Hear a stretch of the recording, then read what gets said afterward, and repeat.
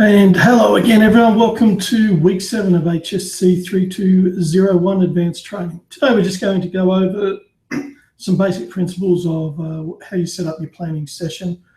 It's not going to be rocket science. It's all quite simple, really. It's just about looking at what stage the session is and what the main focus of the session is. Most of you have probably already experienced that, whether as an athlete or as a coach in your coaching practices.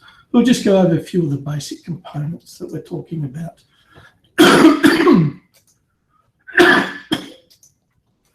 Okay, so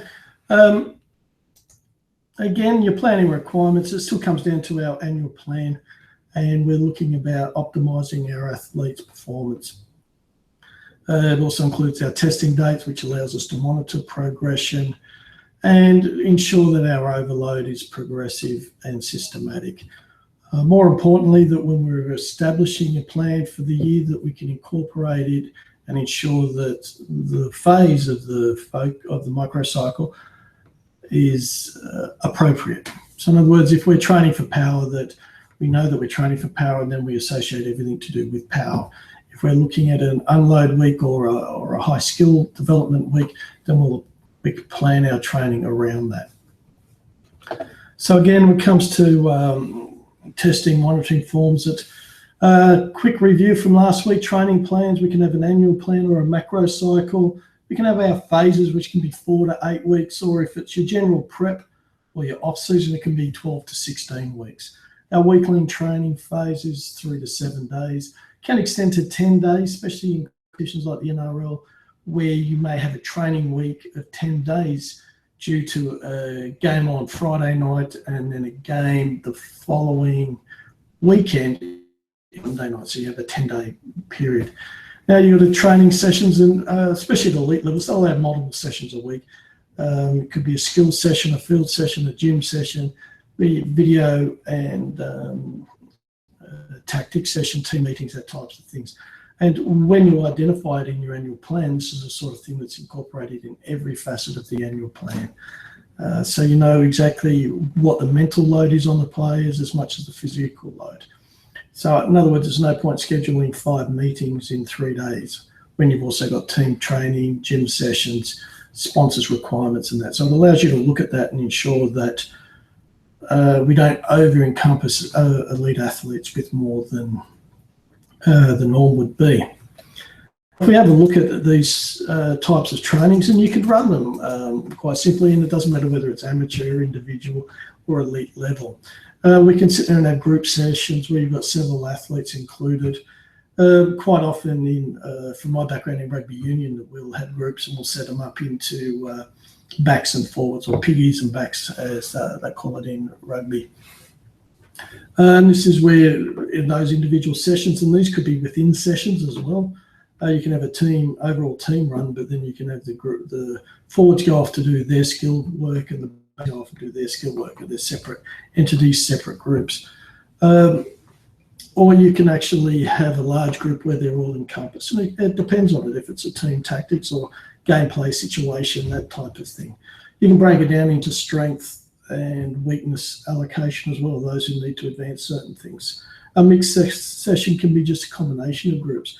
You'll find this a lot in sub-elite clubs, semi-professional, where you have multiple grades and you'll have multiple sessions, and you may have everywhere from 1st to 4th grade all into mixed. And free sessions, that's when you schedule the session for your athletes, particularly if it's a transition phase or an off-season phase when having a break away from the team environment. You provide them with a session, but it's still about them developing or them applying themselves to their own sessions. You may give them the session to do, but it is their ballpark when they do it. Hopefully, with most professionals, they don't need additional motivation. You get to the interesting point where it's semi-professional or amateur, and you know that these free sessions will never be done. So, but you know, they're all committed. So when you look at your session, it doesn't really matter whether it's a fitness session, a skills session, a team session, or a gym session. It's kind of basic components. So an introduction, of course, when we sit there and look about it, introduction, all right, today we're working on this. It's simple. You do a warm-up session, whether you're doing skills work or conditioning, you can have a warm-up. If they're going into high intensity, then the warm-up has to build that intensity up. if they're going into a skill focus first or a more skill session, then the warm-up may be a little bit gentle, but it's appropriate for what they're doing. Then we've got the body of the session that we look at, and that's the main countdown. Now, the easiest way is that if your session is 120 minutes, you warm up and you cool down, you allow about 10% of that time. So 120 minutes, so you're looking around 12 minutes, round it, 10 minutes warm up, 10 minutes cool down. So the body of the session, now you're going to break that up into it as well. Let's not forget that the body of the session has to incorporate whether it's conditioning, skill sets, individual skills, unit sets, and also gameplay, tactics, starter plays, and those sorts of components. And that's how you will divide it up and how much of a preparation is. And it may be quite specific to, in that if you're coming up against a team and you know they do a particular thing, and that's where you'll structure defensive training based on their history. Attack, how do you, if you have a kickoff or if you have a 20-meter tap or a penalty or any of the sorts, that you'll do those sorts of components. So that's the sort of thing that you need to look at with your session. Now your warm-up, you go, what's the purpose of the warm-up? It's essential for optimal performance. We're basically getting the body ready to actually train, whether it's a high-intensity session or a skill session. We're trying to get the brain, the body, the muscles, everything moving. And it's about, as you training the body or warming the body up in preparation for what it's doing. So our warm-up has to be as specific as what our conditioning is. So you'll do a lot of movements. Quite often at the higher levels, warm-up will include a low-intensity type game structure that gets them going through what their game routine is, whether it's playing a couple of set pieces or just getting touches on the ball. That sort of component, gradually building it up. Individual athletes, you'll have some of the older athletes who have less mobile body parts that they might actually go off and do their own thing as well. So, but if it's high intensity, it needs to be higher up, or start low, but it has to build up to higher. Whereas if you're going for a fitness or a skill session where the intensity is going to be around 60%, then the warm-up only has to get up to about 60%, as opposed to going into a high-intensity interval session where they're at around 90% anaerobic capacity. You're looking at the warm-up has to build up to get them ready to then function at that 90%. So it will start off slow, but it will build up and accelerate it right. We'll then have our skill-specific sets down here. If you have a look, 10 minutes. So quite often these days it's always ball in hand, as they say in the two rugbies, ball in hand in our warm-ups, and it's usually basic passing drills. And it can be if they're running unders, overs, if they've got cutouts, if they're doing loops, or if they're doing blocker runs or sliders, various types of things. Any sort of sport, if you do it in netball, they'll do it. And it'll just be practicing the really basic skill element to just fine-tune that in a warm-up activity. And then as the warm-up develops, the intensity develops, the complexity increases. So you start putting in cutout passes. Well, they might have to go through the hands, is the basic one with our rugbies, where it's just from left to right or right to left, either or. Then you might go, you've got to cut, you go left hand, but it's 1 to 2, 2 cuts, 3 to 4, 5 loops on the inside and feeds it back. And you do that, then you build the complexity up, then you do the speed up. Then you might have 2 balls in, 3 balls in, and then they're going back and forth and they've got lines coming to them. So they've got to hold, adjust, and run for gaps. But it's similar. Whether you're doing netball, it'd be a similar process of just passing, interchanging. Then you'd start bringing in passing, interchanging, turnovers, and interplay along those lines. Now, with our body, we need to understand it needs to be specific. We have to know that the objectives or the purpose are being met. So generally there's a skill acquisition, and usually it'll be accompanying the previous couple of weeks or moving into the next few weeks, and it'll be a development of a skill. We'll look at tactical ability, and what that will be looking at is, and as the season progresses, how you will adjust and define various plays. If there's a rapid turnover, we'll go through that play. Just a simple rapid turnover, bang, want the ball wide, get around for the rubbish, run down the flank. Or it might be a quick, fast break in soccer, and it's with a long ball to the fast guy on the wing. Something along those lines. And tactical play, or when you receive the ball from a kickoff, what your first 3-4 phases will be. Netball, what you go from a restart when you've got the centre pass, or how you'll play with if you don't have the centre pass. You look at your motor ability, that's your movement patterns, your physiological components, and your psychological components. All of this needs to be broken down in the body. Now, in that annual plan, you've set up what the phase is of that microcycle. Now, that microcycle is 4 weeks. With that cycle, a 4-week cycle, you're looking at it, you need to understand, okay, we're focusing on developing our kickoff returns. This is how we need to develop on it. And you build up along that. Your skills will be centered on how to feed, how to pass, how to correct the ball. And everything is based upon that, the motor abilities, your agility, your muscle movements, your physiological, your energy systems. Skill acquisition. New skills best learnt when fatigue is minimized. So if you are developing a new skill or bringing a new skill, and that can be a new play, you may have highly skillful players, but if you've got a new movement pattern that you've created, then they need to understand that when they learn it, they have to be fresh. So you do your warm up for physical, then you go into your skills, and you finish off with your conditioning. 30 minutes of conditioning, geez, that'd be all right. I'd love a coach who'd give me 30 minutes of conditioning, but that's it. And generally, if you've got technical drills, as they develop, and even your conditioning will be based partly on that. So if you're using small-sided games for your fitness or conditioning, you'll structure the games to mimic what the skill acquisition was, so that one leads to the other and you can continue to develop and learn it. Now, skill refinement under fatigue. Quite often people will want to do that. It's easy to catch and pass when you're not breathing heavy, but we also need to practice and refine our skills whilst we're under fatigue, and remember, fatigue can be a very simple, it may only be a minute or two. High intensity effort, you force a turnover, and then you've got the ball and you've got to do a quick pass drill, fast break type of actions. You've got to be able to function whilst you're in that fatigue moment. You haven't got 2 minutes to get your breath back before you then react. So in this place, you will sit there and a warm up. Again, you start looking about how do we get fatigue. So your conditioning will be based along games. So that could be energy systems, movement patterns, can be contact fitness, combat fitness, contact fitness, all those sorts of things. The same sort of fitness, or the energy sapping stuff that they do in the game. And so you might do that for 45 minutes. Oh, that would be so lovely to do that, 45 minutes. So you get the guys to a point of fatigue through game sense and game management, and then you go into your technical drills, and it may be to break down those skills that you were supposedly acting upon during the conditioning components and getting them to apply those drills at that point. And again, it's as simple as this.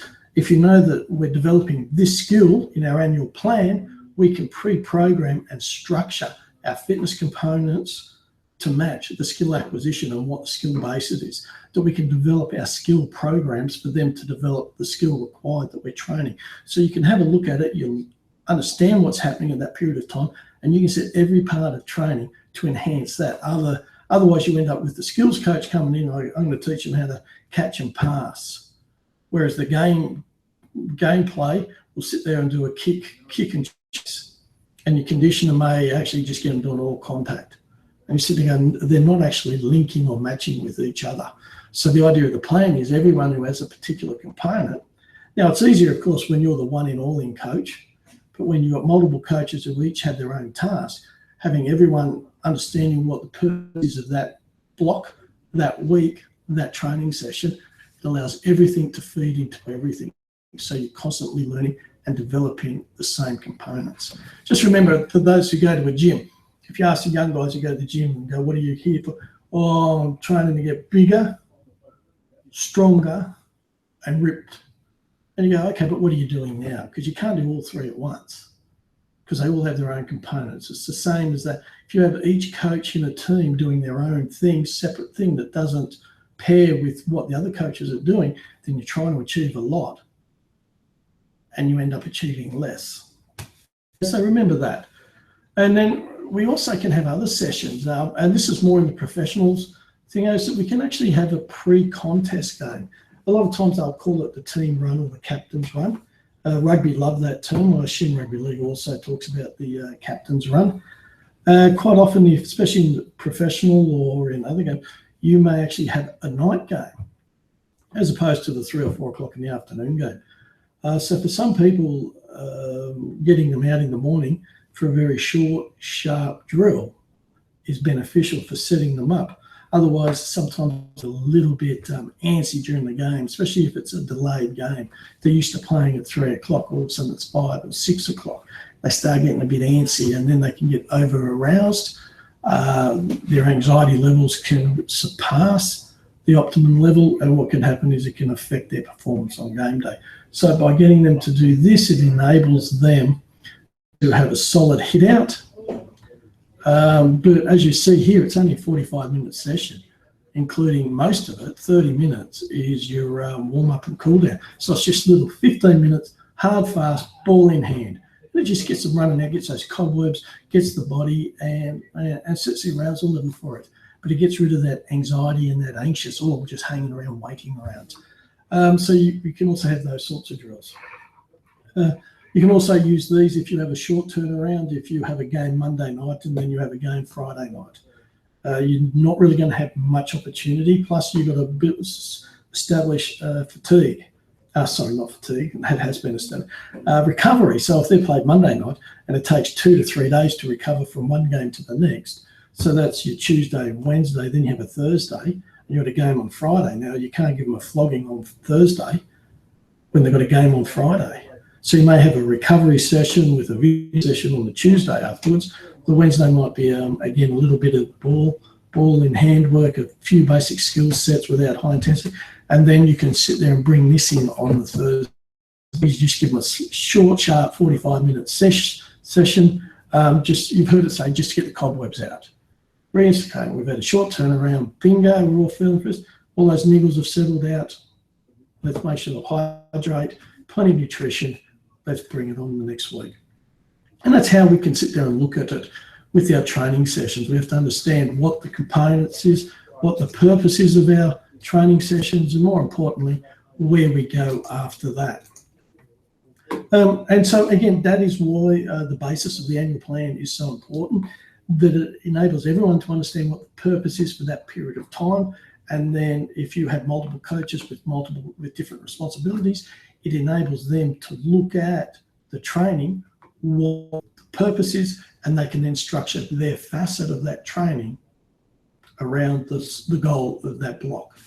But again, like I said last week, it has to be flexible.